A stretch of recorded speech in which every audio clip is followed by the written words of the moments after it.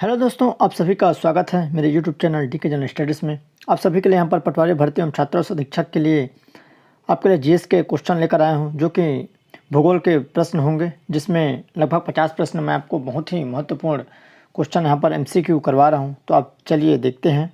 दोस्तों, चैनल में पहली बार आया तो चैनल को सब्सक्राइब जरूर कर लीजिए, क्योंकि इस चैनल में आपको पटवारी एवं छात्र अधीक्षक की सिलेबस वाइज तैयारी यहाँ पर करवाई जाती है। तो आप चैनल को सब्सक्राइब जरूर कर लें, साथ ही साथ बेल घंटे के ऑल बटन को भी प्रेस कर लें, ताकि जब भी मैं यहाँ पर वीडियो अपलोड करूँ तो उसका नोटिफिकेशन आप तक अवश्य पहुँचे।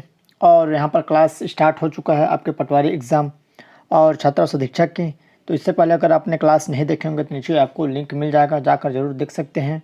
और पटवारी के यहाँ पर 301 पदों पर भर्ती विज्ञापन जारी हो गया है, तो आप सभी को यहाँ पर मालूम हो गया होगा।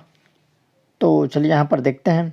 दोस्तों, यहाँ पर जो पटवारी में एक कन्फ्यूज़न है कि 5000 की डिप्रेशन यहाँ पर उसमें लिखा है, तो बहुत सारे अभ्यर्थी पूछ रहे थे कि यह क्या ज़रूरी है। तो मैं आपको बता दूं कि यह डिप्रेशन जो होती है 5000 की डिप्रेशन, चयन प्रशिक्षण के बाद यह अनिवार्य नहीं होता है। बस उसमें लिखाया ज़रूर है कि आपके पास 5000 की डिप्रेशन प्रति घंटे की स्पीड होनी चाहिए, लेकिन इसकी कोई स्किल टेस्ट नहीं होती है और साथ ही साथ इसके लिए अनिवार्यता भी नहीं है। केवल कंप्यूटर अनिवार्य होता है, वो भी मैदानी इलाकों के लिए। जितने भी यहाँ पर अनुसूचित ब्लॉकें हैं या अनुसूचित ज़िले हैं, उन सभी के लिए 1 साल की छूट दी जाती है। तो चलिए यहाँ पर जो क्वेश्चन है उसको देखते हैं। तो सबसे पहले यहाँ पर जो प्रश्न है, टोडा एक जनजाति है जो निवास करती है। तो कहाँ पर निवास करती है? यहाँ पर अरावली पहाड़ी है मध्य प्रदेश में, नीलगिरी की पहाड़ियों पर, विंध्याचल पहाड़ी पर। तो इसका सही आंसर यहाँ पर सी हो जाएगा। नीलगिरी की पहाड़ियों पर यह निवास करती है डोडा जनजाति। डोडा जनजाति, इन्हें आपके ठोडी और टुंडा के नाम से भी जाना जाता है। तो इसको भी यहाँ पर देख सकते हैं। अगला क्वेश्चन है, निम्नलिखित में कौन सा एक सुमेलित नहीं है? तो यहाँ पर 4 ऑप्शन दिया है, तो इनमें से एक सुमेलित नहीं है, तो आपको बताना है। तो बिहू है असम, ओणम है आंध्र प्रदेश, पोंगल है तमिलनाडु, बैसाखी है पंजाब। तो 25 का करेक्ट आंसर बी हो जाएगा। ओणम आंध्र प्रदेश से रिलेटेड नहीं है। ओणम केरल का त्यौहार है। कहाँ का त्यौहार है ये? केरल का त्यौहार है। तो इसको भी ध्यान रखें और इस तरह इसका करेक्ट आंसर भी हो जाएगा। अगला प्रश्न है, सूची 1 को सूची 2 से यहाँ पर सुमेलित कीजिए। तो यहाँ पर 4 सुमेलित दिया है, 4 ऑप्शन दिया है, तो यहाँ पर देख सकते हैं। तो इसका करेक्ट आंसर आपका 26 का बी हो जाएगा, जो कि सही होगा। क्या हो जाएगा? बी। सबसे पहले यहाँ पर आप देख लेते हैं बी में क्या क्या ऑप्शन है। तो बी में यहाँ पर ए का 3 है, यहाँ पर टोडा तमिलनाडु है, उसके बाद आपका लेप्चा सिक्किम है, फिर आपका सी का 4 है बिरहोर झारखंड, और गारो यहाँ पर मेघालय। तो ये इसका करेक्ट आंसर क्या हो जाएगा? बी हो जाएगा। दोस्तों, जो भी पटवारी की एग्ज़ाम के यहाँ पर तैयारी करना चाह रहे हैं तो चैनल को सब्सक्राइब कर लें। इस चैनल में आपको एमसीक्यू क्लास करवाई जाएगी और क्लास भी स्टार्ट हो चुका है। साथ ही साथ छात्र अधीक्षक का भी यहाँ पर पोस्ट आने वाली है, तो उसकी भी तैयारी साथ ही साथ आप सभी का यहाँ पर हो जाएगा। तो चलिए नेक्स्ट क्वेश्चन है 27वां नंबर, निम्नलिखित स्थानों में से कहाँ सुप्पेन जनजाति पाई जाती है? तो नीलगिरी पहाड़ी में, निकोबार द्वीप में, या स्पीति घाटी में, या लक्षद्वीप समूह में। तो इसका करेक्ट आंसर यहाँ पर बी हो जाएगा। निकोबार द्वीप समूह में यहाँ पर सुप्पेन जनजाति पाई जाती है। 2011 की जनगणना के अनुसार यह निकोबार द्वीप समूह में पाई जाती है, जिसकी जनसंख्या लगभग 229 के आसपास है। आप सभी को यहाँ पर मैं बता दूँ 229 के आसपास। अगला क्वेश्चन है आपका, निम्नलिखित स्थानों में से कहाँ पर भागीरथी एवं अलकनंदा नदियों का संगम है, मिलती है? तो इसका करेक्ट आंसर यहाँ पर हो जाएगा आपका 28 का। सही आंसर देवप्रयाग हो जाएगा। देवप्रयाग उत्तराखंड के टिहरी जो जगह है, गढ़वाल जिला है उत्तराखंड में, वहाँ पर इसका संगम होता है, जिसमें अलकनंदा एवं भागीरथी नदियों का संगम स्थित है। और उसके बाद संगम स्थल के बाद से जो यह भागीरथी और अलकनंदा नदी गंगा के नाम से जानी जाती है। तो इसको भी आपको ध्यान रखना है। तो उसका करेक्ट आंसर यहाँ पर क्या हो जाएगा?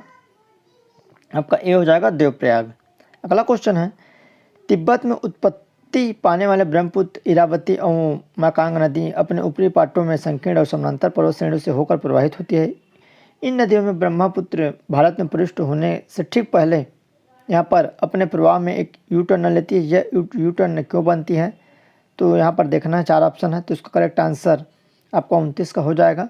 बी हो जाएगा भूवैज्ञानिक तरुण हिमालय के अक्षांश घसी नमन के कारण से यह यू टर्न हो जाती है। अगला क्वेश्चन है, नर्मदा नदी पश्चिम की ओर बहती है जबकि अधिकांश अन्य प्रायद्वीपीय बड़ी नदियां पूर्व की ओर बहती है, ऐसा क्यों होता है? इसका कारण क्या है? तो नीचे कूट में यहाँ पर ऑप्शन दिया है, तो सही उत्तर बताना है। 3 सेंटेंस दिया है, तो 30 का यहाँ पर करेक्ट आंसर हो जाएगा ए हो जाएगा। 1 और 2 क्या है? 1 और 2 सही है। यह एक रेखीय विभ्रंश घाटी में विस्तृत है। यह विंध्याचल और सतपुड़ा के बीच बहती है, इन दोनों के कारण से। अगला क्वेश्चन है, दामोदर जिसकी सहायक नदी है वह नदी कौन सी है? तो गंगा है, हुगली है, पद्मा है, सुवर्णा है। तो 31 का करेक्ट आंसर यहाँ पर बी हो जाएगा, हुगली नदी, जो कि दामोदर नदी की यहाँ पर सहायक नदी है, जिसे दामोदर नदी को बंगाल का शोक कहा जाता है, आप सभी को मालूम होगा। और यह छोटा नागपुर के पठार से निकलती है और लगभग यह 1366 किलोमीटर तक बहती है और यह भ्रंश घाटी से होकर बहती है। चलिए नेक्स्ट क्वेश्चन है यहाँ पर,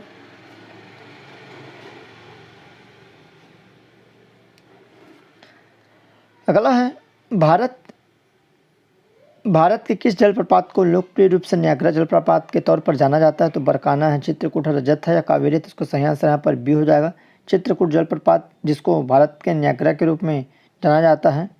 और यह बस्तर जिले में स्थित है, इंद्रावती नदी पर आपको देखने को मिल जाएगा। इसकी ऊंचाई लगभग 29 मीटर से बहती है, उसकी चौड़ाई सबसे अधिक है। अगला क्वेश्चन है, निम्नलिखित में कौन सा एक लैगून नहीं है? तो अष्टमुडी झील है, चिल्का झील है, पेरियार झील है या पुलकित झील है? तो 33 का यहाँ पर करेक्ट आंसर सी हो जाएगा, पेरियार झील, जो कि लैगून झील नहीं है। नेक्स्ट क्वेश्चन है, भारत को उष्णकटिबंधीय और उपोष्णकटिबंधीय में विभाजन करने के आधार के रूप में मानी गई जनवरी की समताप रेखा है? तो 21 डिग्री, 18, 12 या 15 है? तो 34 का करेक्ट आंसर यहाँ पर बी हो जाएगा, 18 डिग्री। अगला क्वेश्चन है, भारत के किस भाग में सर्वाधिक दैनिक तापांतर पाया जाता है? तो पूर्वी तटीय है, छत्तीसगढ़ के मैदान है, अंडमान है या राजस्थान के मरुस्थलीय क्षेत्र? तो 35 का यहाँ पर करेक्ट आंसर आपका डी हो जाएगा, राजस्थान के मरुस्थलीय क्षेत्रों में सर्वाधिक दैनिक तापांतर पाई जाती है, आप सभी को मालूम होगा। उसका अगला क्वेश्चन है यहाँ पर 36 नंबर, पूरे वर्ष यहाँ पर 30 से और 60 ऐसे अक्षांशों के बीच बहने वाली हवाएं यहाँ पर वेस्टर्लीज कहलाती है। भारत के उत्तर पश्चिमी क्षेत्रों में शीतकालीन वर्षा लाने वाली आर्द्र हवाएं यहाँ पर पछुआ हवाएं के भाग है, तो उपयुक्त में से कथन छांटना है। तो 36 का करेक्ट आंसर यहाँ पर सी हो जाएगा, 1 और 2 दोनों क्या है यहाँ पर सही हैं। अगला प्रश्न है, चेरापूंजी अवस्थित है? तो असम में, मणिपुर में, मेघालय में या मिजोरम में? तो 37 का करेक्ट आंसर यहाँ पर सी हो जाएगा, चेरापूंजी कहाँ स्थित है? मेघालय में, जो कि भारत के पूर्वोत्तर राज्य है। और मासेराम से पहले विश्व में सर्वाधिक वर्षा चेरापूंजी में होता था, इससे पहले। अब कौन सा में अधिक वर्षा होती है? तो मासिन राम में सबसे अधिक वर्षा होती है। भारत में शरतकालीन वर्षाएं के क्षेत्र हैं? तो 38 का करेक्ट आंसर बी हो जाएगा, आपका पंजाब और तमिलनाडु में शरद ऋतु में यहाँ पर वर्षा होती है। अगला क्वेश्चन है, भारत की निम्न मिट्टियों में कौन सा बेसाल्ट लावा के उपक्षय के कारण निर्मित हुई है? तो जड़ोल है, लेटराइट है, लाल मिट्टी है, रेगुड़ मिट्टी है? तो 39 का करेक्ट आंसर डी हो जाएगा, रेगुड़ मिट्टी, जिसे काली मिट्टी के भी नाम से जाना जाता है, जिसे बेसाल्ट लावा के उपक्षय से यह निर्माण होती है। अगला है, भारत के लेटराइट मिट्टियों के बारे में निम्नलिखित में से कौन से कथन सही हैं? तो 40 का यहाँ पर करेक्ट आंसर हो जाएगा आपका सी हो जाएगा, 1 और 4। वे साधारणतः लाल रंग की होती है और इन मिट्टियों में टाइपी योयक और काजू की अच्छी उपज होती है, तो दोनों क्या है सही हैं। अगला प्रश्न है, भारत के कुछ भागों में यात्रा करते हुए आप देखेंगे कि कहीं कहीं लाल मिट्टी पाई जाती है, तो इस मिट्टी के रंग का प्रमुख कारण क्या होगा? तो मैग्नीशियम का बाहुल्य, संचित ह्यूमस, फेरिक ऑक्साइड की विद्यमानता या फास्फोट का बाहुल्य? तो 41 का सही आंसर यहाँ पर सी हो जाएगा, आपका फेरिस ऑक्साइड की विद्यमानता के कारण यह मिट्टी हमको लाल दिखाई देती है। अगला क्वेश्चन है, सामान्यतः फसलें उगाने के लिए उर्वरक भूमि का पीएच कितना होना चाहिए? जो संभावना है तो 3 है, 4 है, 6 से 7 है, 9 से 10 है? तो 42 का यहाँ पर करेक्ट आंसर सी हो जाएगा, 6 से 7 के बीच होने चाहिए, जो कि सामान्य जो फसलें उगती हैं तो मिट्टी का जो पीएच मान होता है वह होना चाहिए लगभग 6 से 7 के मध्य। अगला क्वेश्चन है, फसल चक्र आवश्यक है? तो पादपों में प्रोटीन वृद्धि हेतु, विभिन्न फसलों की प्राप्ति हेतु, मृदा की उर्वरक शक्ति हेतु या मृदा की नमी बनाए रखने थी। तो 43 का यहाँ पर करेक्ट आंसर सी हो जाएगा। मृदा की उर्वरक शक्ति वृद्धि हेतु यहाँ पर फसल चक्र आवश्यक है, मतलब जो बदलाव होता है फसल चक्रों में वो। उसके बाद 44 नंबर है, मृदा संरक्षण के संदर्भ में निम्नलिखित प्रचलित पद्धतियों पर विचार कीजिए। तो यहाँ पर 4 पद्धति दी गई है, तो 44 का यहाँ पर करेक्ट आंसर सी हो जाएगा। केवल 1, 3 और 4, मतलब फसलों का हेरफेर, उसके बाद वेद का निर्माण या वायु रोध है। अगला क्वेश्चन है, जितने भी यहाँ पर मैं क्वेश्चन लेकर आया हूँ सभी मोस्ट इंपॉर्टेंट है, आपके व्यापम के एग्जाम में आने की संभावना रहेगी, चाहे पटवारी का हो या छात्रावास का या अन्य एग्जाम। तो आप अच्छे से देखिए। कत्था बनाने के लिए किस पेड़ की लकड़ी का प्रयोग होता है? तो इसका करेक्ट आंसर यहाँ पर बी हो जाएगा। 45 का करेक्ट आंसर खैर हो जाएगा, जिससे कत्था बनती है। और खैर वृक्ष भारत पर विशेष रूप से सूखे क्षेत्रों में पाई जाती है। अगला क्वेश्चन है, एंटीलोपो ऑरिक्स और चीरू के बीच क्या अंतर है? तो 46 का यहाँ पर करेक्ट आंसर ये हो जाएगा। ऑरिक्स गर्म और शुष्क क्षेत्रों में रहने के लिए अनुकूलित है, जबकि चीरू ठंडे उच्च पर्वतीय घास के मैदान और अर्ध मरुस्थलीय क्षेत्रों में रहने के लिए होती है। अगला क्वेश्चन है, सुमेलित कीजिए। तो सागौन है, हिमालय की तरह देवदार, सुंदरी या सिनकोन। तो 47 का यहाँ पर करेक्ट आंसर आपका ए हो जाएगा, जो कि सही होगा। तो यहाँ पर देख लेते हैं, सागौन का 2 हो जाएगा आपका मध्य भारत। उसके बाद आपका देवदार है, तो हिमालय की उच्च क्षेत्र है। उसके बाद आपका सी का 3 है, तो सुंदरी सुंदरवन। और डी का 1 है, तो सिनकोना कहाँ मिलती है? हिमालय की तराई क्षेत्र में, तो इसलिए इसका आंसर ए हो जाएगा। अगला क्वेश्चन है 48 नंबर, सूची 1 को 2 से सुमेलित कीजिए।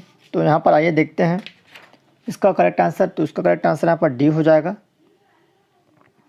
आपका यहाँ पर डी। ए का 4 हो जाएगा यहाँ पर अचरा रत्नागिरी। उसके बाद बी का 1 हो जाएगा आपका कुडापुर कर्नाटक। उसके बाद आपका सी का 5 हो जाएगा पिछवरम आपका तमिलनाडु। और डी का यहाँ पर 2 हो जाएगा आपका वेबनाड केरल में। तो इस तरह से करेक्ट आंसर डी हो जाएगा। अगला क्वेश्चन है, हरिके बैराज इंदिरा गांधी नहर का प्रमुख स्रोत निम्न में से किस नदियों के संगम पर है? तो रावी और ब्यास, झेलम और चिनाब और सतलज, और व्यास और सतलज। तो इसका करेक्ट आंसर डी हो जाएगा। व्यास और सतलज के यहाँ पर हरिके बैराज स्थित है नदियों के संगम पर। जो इंदिरा गांधी नहर का उद्गम हरिके बैराज के निकट से ही होती है। मुख्य नहर की लंबाई लगभग 600 यहाँ पर 49 किलोमीटर यहाँ पर है, जो कि इस नहर से आपका राजस्थान में सिंचाई होती है मुख्य रूप से। अगला है, सरदार सरोवर परियोजना से लाभान्वित होने वाले राज्य कौन कौन से हैं? तो 50 का यहाँ पर करेक्ट आंसर ए हो जाएगा। सरदार सरोवर बांध से गुजरात, महाराष्ट्र, मध्य प्रदेश एवं राजस्थान, ये 4 राज्य यहाँ पर क्या होती है? लाभान्वित होती है। अगला क्वेश्चन है 51 नंबर, हीराकुंड बांध कौन सी नदी पर है? तो हीराकुंड बांध आप सभी को मालूम होगा महानदी पर स्थित है। तो उसका करेक्ट आंसर यहाँ पर सी हो जाएगा। हीराकुंड जो बांध है उड़ीसा में स्थित है, उड़ीसा राज्य में, आप सभी को मालूम होगा। और लगभग यह सबसे लंबा बांध है। इस बांध की लंबाई लगभग 25 किलोमीटर के आसपास है। तो इस तरह यह सबसे लंबा बांध है। अगला क्वेश्चन है, टिहरी जल विद्युत परियोजना निम्नलिखित में से किन नदियों पर बनाई गई है? तो टिहरी जो है भागीरथी एवं अलकनंदा, यमुना एवं भागीरथी, काली एवं टोस, या भागीरथी या मिलगंगा। तो 52 का यहाँ पर करेक्ट आंसर डी हो जाएगा। भागीरथी एवं मिलगंगा नदी पर यह बांध बनाई गई है, जो कि टिहरी बांध निर्माण योजना आपका टिहरी जिले में स्थित है, उत्तराखंड के। अगला क्वेश्चन है, सूची 1 को 2 से सुमेलित करना है। तो यहाँ पर कावेरी नदी है, कृष्णा नदी है। तो इसका करेक्ट आंसर 53 का हो जाएगा। बी हो जाएगा आपका ए का 2। आपका ए का 2 कृष्णा जो कावेरी है मेटूर में है। उसके बाद बी का 1 हो जाएगा अलमट्टी बांध। उसके बाद आपका नर्मदा, तो नर्मदा में सरदार सरोवर बांध है। और चंबल में गांधी सागर बांध स्थित है। तो कावेरी में मेटूर बांध, कृष्णा में अलमट्टी बांध, नर्मदा में सरदार सरोवर, और आपका चंबल में गांधी सागर। तो इस तरह से करेक्ट आंसर यहाँ पर क्या हो जाएगा? आपका बी हो जाएगा। अगला क्वेश्चन है, बगलिहार पावर प्रोजेक्ट जिसके विषय में पाकिस्तान द्वारा विश्व बैंक के समक्ष विवाद उठाया गया था, भारत द्वारा जिस नदी पर बनाया जा रहा है वह है? तो इसका करेक्ट आंसर यहाँ पर 54 का आपका सी हो जाएगा। चिनाब नदी पर यह बांध बनाया जा रहा है, बगविहार पावर प्रोजेक्ट। अगला क्वेश्चन है, निम्नलिखित में कौन सी मिश्रित खेती की विशेषता बहुत होती है? तो यहाँ पर 4 ऑप्शन दिया है। तो 55 का यहाँ पर करेक्ट आंसर सी हो जाएगा। पशुपालन और मत्स्य उत्पादन को एक साथ करना यहाँ पर मिश्रित खेती का उदाहरण है। अगला है, निम्नलिखित में कौन सा एक बीज ग्राम संकल्पना के प्रमुख उद्देश्य का सर्वोत्तम वर्णन करता है? तो 56 का यहाँ पर करेक्ट आंसर बी हो जाएगा। किसान को गुणवत्ता युक्त यहाँ पर बीज उत्पादन का प्रशिक्षण देने में और लगाने में और उनके द्वारा दूसरों को समुचित समय पर तथा वहन करने योग्य लागत में गुणवत्ता बीज का उपलब्ध कराना। अगला क्वेश्चन है, एगमार्क क्या है? तो अंडा उत्पादन हेतु एक सरकारी समिति है, कृषकों की एक सरकारी समिति, अंडों की एक नियमित मंडी है, या गुणवत्ता गारंटी की मुहर? तो इसका करेक्ट आंसर यहाँ पर डी हो जाएगा। एगमार्क क्या है आपका 57 का? गुणवत्ता गारंटी की मुहर लगाना क्या है? एगमार्क। अगला, विश्व में हरित क्रांति के जनक कौन है? तो इसका करेक्ट आंसर ए हो जाएगा, नॉर्मन ई बोरलॉग, जो कि विश्व में हरित क्रांति के जनक है। और भारत में जो हरित क्रांति के जनक कौन है? एस.एम. स्वामीनाथन, आप सभी को मालूम होगा। अगला क्वेश्चन है, सूची ए को 2 से मिलाना है। तो यहाँ पर खाद्यान्न में उत्पादन है और दूध उत्पादन है, मत्स्य पालन है और उर्वरक है। तो इसका करेक्ट आंसर आपका हो जाएगा ए हो जाएगा, जो कि सही आंसर क्या हो जाएगा? ए। आपका यहाँ पर मिला सकते हैं। तो एक का खाद्यान्न उत्पादन में एक आ जाएगा, दूध उत्पादन यहाँ पर श्वेत क्रांति है, मत्स्य आपका यहाँ पर 2 हो जाएगा, नीली क्रांति, और उर्वरक यहाँ पर भूरी क्रांति। अगला क्वेश्चन है, निम्नलिखित में कौन सा एक जीव चावल की फसल के लिए जैव उर्वरक का कार्य करता है? तो यहाँ पर नीलहरित शैवाल है, राइबोसोम है, कवक मूलक कवक है, या एजेटोबैक्टर है? तो उसका सही आंसर ये हो जाएगा, नीलहरित शैवाल। अगला, भारतवर्ष में चावल की खेती उन क्षेत्रों में होती है जहाँ वार्षिक वर्षा 20 सेंटीमीटर से अधिक, 30 सेंटीमीटर से अधिक, 60 सेंटीमीटर से अधिक या 100 सेंटीमीटर से अधिक। तो 61 का यहाँ पर करेक्ट आंसर डी हो जाएगा। 100 सेंटीमीटर से अधिक जिन क्षेत्रों में वर्षा होती है वहाँ पर चावल की खेती की जाती है। तो इस तरह यह आपके लगभग 50 प्रश्न जो कि भूगोल से संबंधित थे और आपके एग्ज़ाम के लिए बहुत ही महत्वपूर्ण होगा। तो आप अच्छे से देखिए, नोट्स बनाते चलिए, और इस चैनल में लगातार आपको पटवारी एवं छात्र अधीक्षक का यहाँ पर सिलेबस वाइज तैयारी करवाई जाएगी। तो चैनल को सब्सक्राइब जरूर कर लें एवं बेल घंटी को भी यहाँ पर प्रेस कर रख लें। तो चलिए